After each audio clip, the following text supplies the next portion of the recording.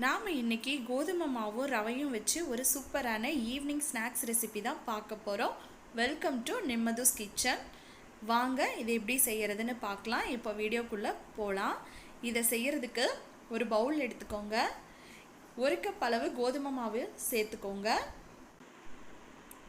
இது கூட ஒரு 1/4 கப் அளவு வறுத்த ரவை, வறுக்காத ரவை நீங்கள் எதை வேணாலும் எடுத்துக்கலாம், அதையும் சேர்த்துக்கலாம்.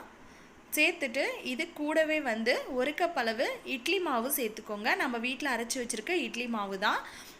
ரொம்ப புளிச்சது எடுத்துட வேண்டாம். ஒரு 2 நாள் மாவு இந்த மாதிரி எடுத்து சேர்த்துக்கோங்க.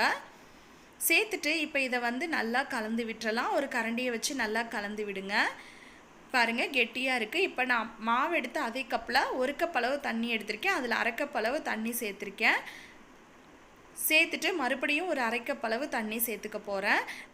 நம்ம எடுக்கிற இட்லி மாவை பொறுத்து நமக்கு தண்ணி அளவு மாறுபடும். சப்போஸ் இட்லி மாவு கெட்டியாக இருந்துச்சுன்னா இன்னும் கொஞ்சம் எக்ஸ்ட்ரா தண்ணி சேர்த்து இந்த அளவுக்கு கலந்து எடுத்துக்கோங்க.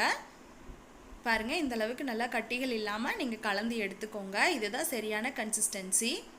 இப்போது ரவை சேர்த்துருக்கிறதுனால இது ஊறி வரணும். அதனால் ஒரு 10 நிமிஷம் நம்ம ஊற வச்சிடலாம். அதுக்குள்ளே நம்ம மற்ற பொருட்களை ரெடி பண்ணிடலாம். இப்போ அடுப்பில் எண்ணெய் ஊற்றி வச்சாச்சு. இது சூடாகிட்டு இருக்கட்டும். இப்போ பாருங்கள், 10 நிமிஷம் ஆயிடுச்சு. மாவு நல்லா ஊறி வந்திருக்குது பாருங்கள். ரவையெல்லாம் நல்லா ஊறி சாஃப்டாக ஆகிருக்கு. இது கூட ஒரு 1/4 ஸ்பூன் அளவுக்கு நீங்கள் பேக்கிங் சோடா சேர்த்துக்கலாம். நான் இன்றைக்கி சேர்த்தலை, எனக்கு இட்லி மாவுலேயே இருக்கிறதுனால நான் சேர்த்தலை. இப்போ இது கூட 1 கப் அளவு பெரிய வெங்காயம் சேர்த்துக்கலாம். ஒரு பெரிய வெங்காயத்தை தான் நான் கட் பண்ணி சேர்த்துருக்கேன். ஒரு பச்சை மிளகாயை நான் கட் பண்ணி சேர்த்துருக்கேன். இது வேண்டானாலும் நீங்கள் விட்டுறலாம். கூடவே 1 இன்ச் அளவுக்கு சின்னதாக இஞ்சியை சாப் பண்ணி சேர்த்துக்கோங்க. இஞ்சி ஜீரணத்துக்கு ரொம்ப நல்லது.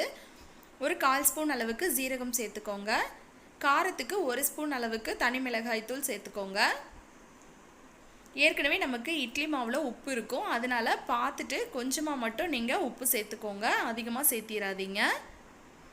இப்போ இது எல்லாத்தையும் சேர்த்தியாச்சு. கடைசியாக கருவேப்பிலை, மல்லி ரெண்டையும் சேர்த்துடலாம். சேர்த்துட்டு இப்போ நல்லா கலந்து விட்டுக்கோங்க.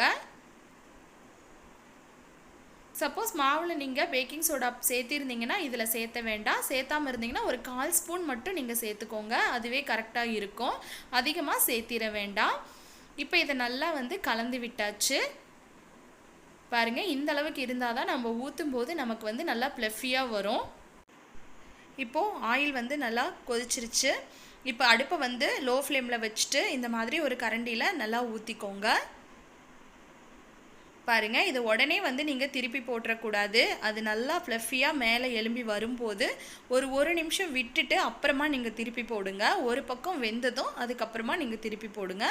பாருங்கள், ஒரு சைடு வெந்துருச்சு. இப்போ ஒவ்வொன்றா திருப்பி விட்டுக்கலாம். பாருங்கள், எவ்வளோ புசு புசுன்னு வந்திருக்குது பாருங்கள். இதே மாதிரி நீங்கள் 2 சைடும் திருப்பி போட்டு ஒரு 2லேருந்து 3 நிமிஷம் அடுப்பு லோ ஃப்ளேம்லேயே வச்சு நீங்கள் திருப்பி போட்டு எடுத்துக்கோங்க. அவ்வளோதாங்க, சூப்பரான ஈவினிங் ஸ்நாக்ஸ் ரெடி ஆகிடுச்சு. பாருங்கள், கொஞ்சம் கூட எண்ணெய் இல்லாமல் ரொம்ப சூப்பராக வந்திருக்குது பாருங்கள். இது கூட நம்ம ரவை சேர்த்துருக்கிறதுனால ரொம்ப மொறுமொறுன்னு சூப்பராக வந்திருக்கும். நீங்களும் இதை வீட்டில் ட்ரை பண்ணி பார்த்துட்டு எப்படி வந்துச்சுன்னு கீழே எனக்கு கமெண்ட் பாக்ஸில் கமெண்ட் பண்ணுங்கள். பாருங்கள், நான் ஒன்றை மட்டும் பிச்சு காமிக்கிறேன் பாருங்கள்.